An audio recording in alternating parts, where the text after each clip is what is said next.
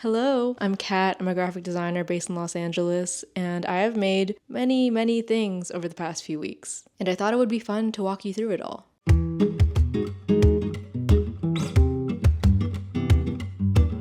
If you didn't know, I started designing a monthly newspaper full of games and fun facts and trivia with my client Peter, who is a game inventor for a living. Crazy, I know. I just sent off the third issue to print, and I feel like I'm finally getting the hang of it. He creates all of the games, sends me a really lo-fi outline, and then I just get a lot of creative freedom to actually bring it to life. Obviously, it takes a bit of time for him to make all these games, so we've been scrambling each month, and the turnaround times have been really tight. Currently working on issue 2 of the Fun Day Press. I have the first issue here just for reference. I'm currently making the crossword section, overlapping words, which is one of my favorite sections. This one right here. I'm trying to turn this around by tomorrow or the 10th. You know, Peter, if you're watching, you didn't give me a lot of time, but I work pretty fast, so I think I can do it. This is the tentative cover. I want to keep the vibes of the first one where it was just kind of like positive and fun and colorful. This one's just a rainbow. It's spring. I just thought it was cute.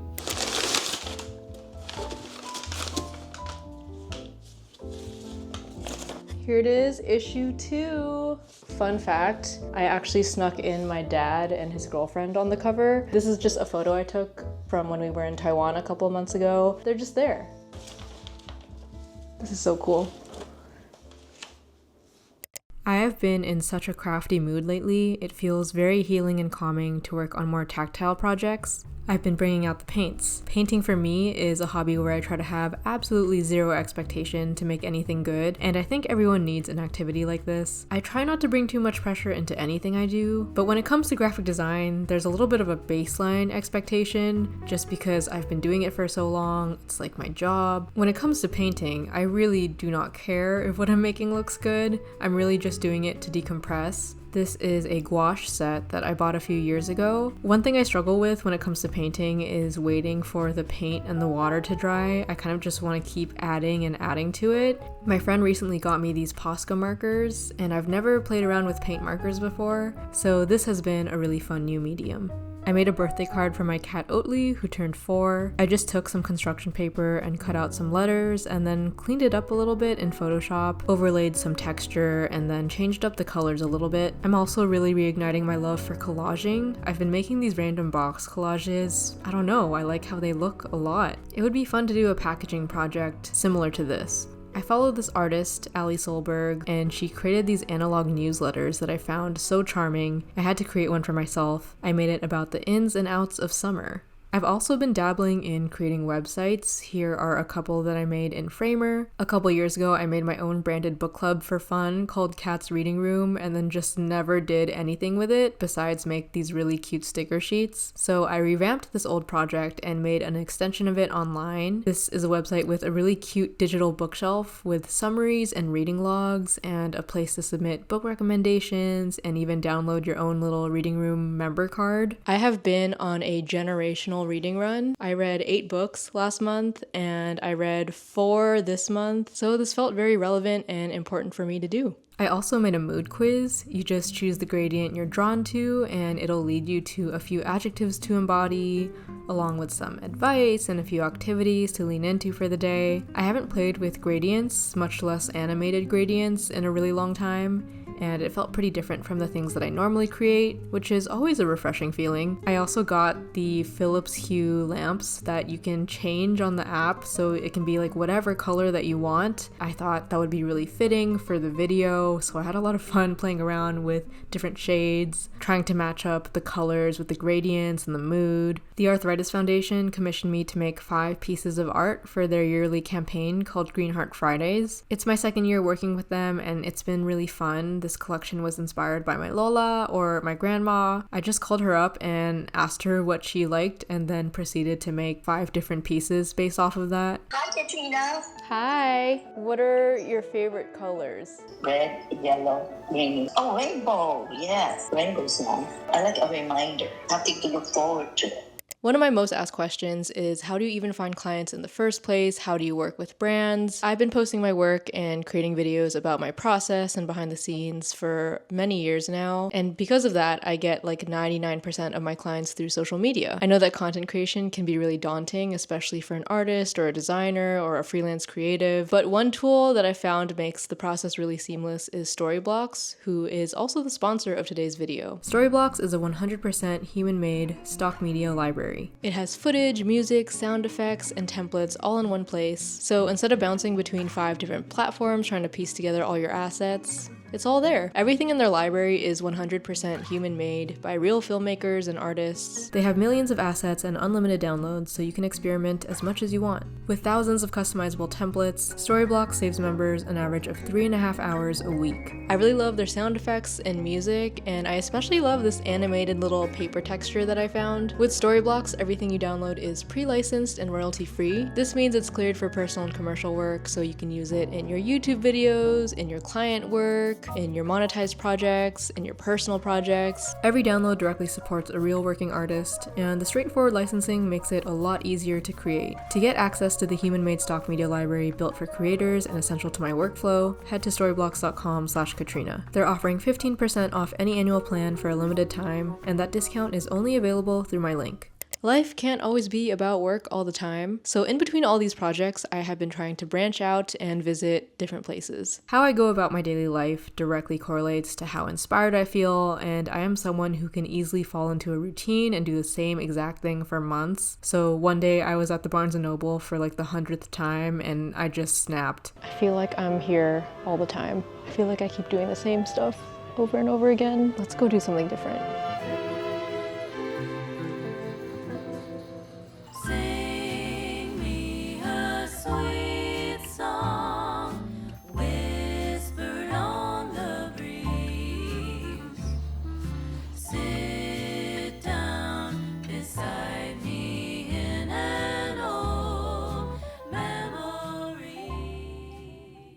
I've been meaning to go to this museum for the last 3 years, and I never did for some reason, but I'm glad I finally did it today.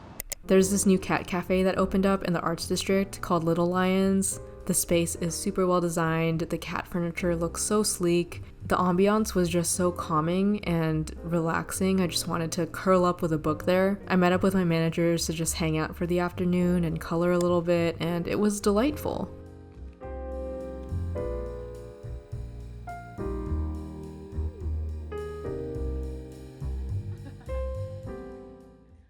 I think it's worth going to museums that are not explicitly art or design related. You never know what you're gonna find. Sinjin and a few friends wanted to go to this Miata meetup, which happened at the Petersen Automotive Museum, and it was genuinely one of the coolest museums I've ever been to. They have this Fast and Furious exhibit featuring the cars and outfits from the movie franchise. I have a whole new appreciation for car design now. I even saw the truck from Twilight.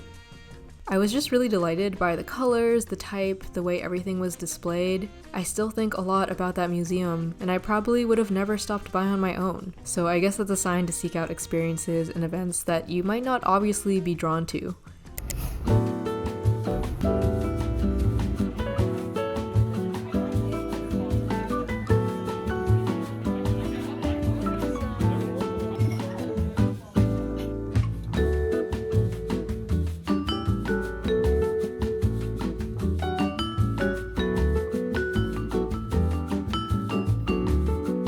I took a day trip to Ojai, which is a really small town about an hour and a half away from LA.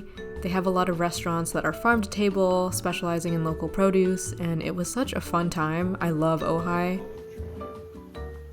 We're at an olive oil tasting room. Or, not a room. I'm gonna read every word on this. So they gave us 11 olive oils, 9 balsamic vinegars, which makes for 99 combinations of olive oil and balsamic vinegar. No spoiler. Yum.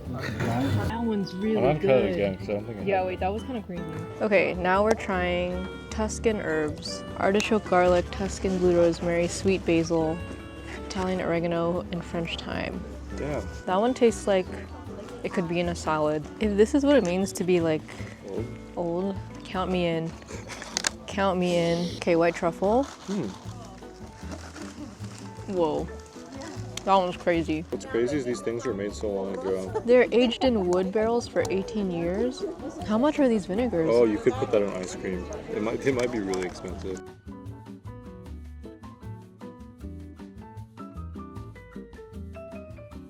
It's fun to play tourist in SoCal because there's still so much that I haven't explored. I found this outdoor bookstore of my dreams. We just spent the late afternoon walking around, reading books, just relaxing.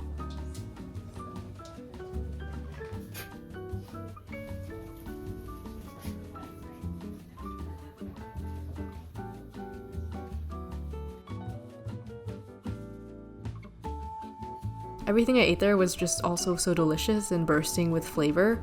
The next day I went to my local farmer's market, felt inspired to pick up a bunch of produce, and I tried to cook something nourishing and yummy. It didn't come as close, but it was still very good. I also got invited to this event by Paper Republic, which is a brand known for their classic leather journals. They officially have a home in Top Drawer, which is the stationery store in Larchmont. I got to pick out and customize my very own journal. At the beginning of the year, I actually bought me and my dad matching journals from Paper Republic. I've had this pocket-sized one for 6 months, and I really, really love it. This time around, I picked out this beautiful olive green journal, slightly bigger. I also had my name embossed, so it says cat, but the whole experience was just so pleasant. The store looked so beautiful. The team was so nice. They really hooked it up with the paper refills. I think I'm gonna split this notebook into 3 sections. One is gonna be for like plain lists or journaling. The other one is gonna be more for junk journaling and scrapbooking, and then the last one I think will be for watercoloring and painting because I really want to get into that more. They also gave me this fountain pen, and this is my first fountain pen ever. I love it so much. I have been drawing and sketching a lot more because of it, so I'm excited to see where this takes me. The other event I went to was the LA Art Book Fair in Pasadena. It was hosted by the Art Center College of Design, and it just had